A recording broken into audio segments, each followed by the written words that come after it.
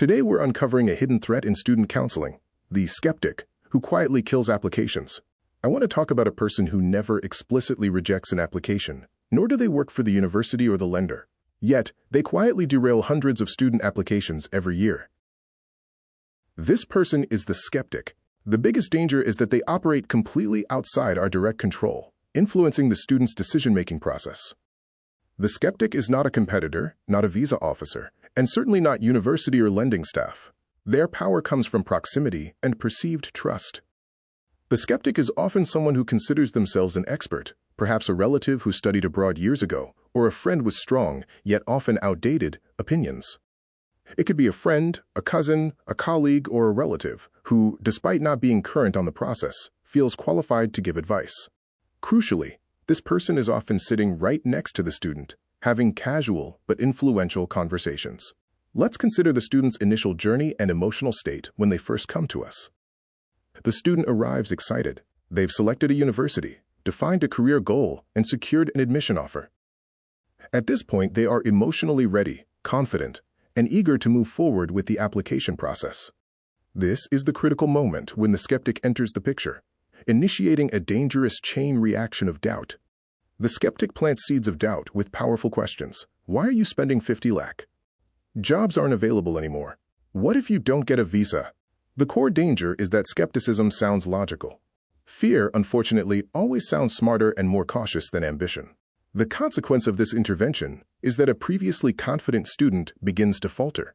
The confident student becomes confused. The application doesn't get formally rejected. The student simply stops responding. Documents are delayed, loan processing stalls, and critical university deadlines are missed. The lead turns cold, and eventually, the opportunity disappears, all thanks to the quiet sabotage of the skeptic. This reveals a crucial aspect of our role as counselors. We are not just fighting competition. We are fighting internal doubt, fueled by external skepticism.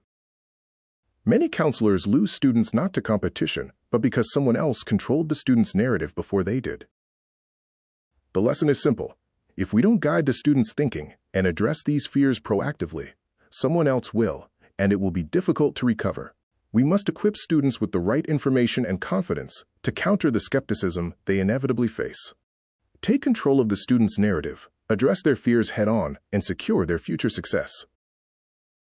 Welcome. Today we are discussing a crucial skill for every counselor: how to effectively defeat skepticism in students and their families. How do we handle the skeptic, the individual whose doubt threatens to derail the application process? First, understand this. We should never argue with skeptics. Facts alone rarely defeat fear. Instead, we must build conviction, a strong belief in the outcome, before doubt even enters the conversation. Our first strategy: when speaking with students, don't just explain the application process. Explain the incredible outcome. Don't talk only about admissions. Talk about career transformation and the successful person they are becoming. Don't talk only about education loans.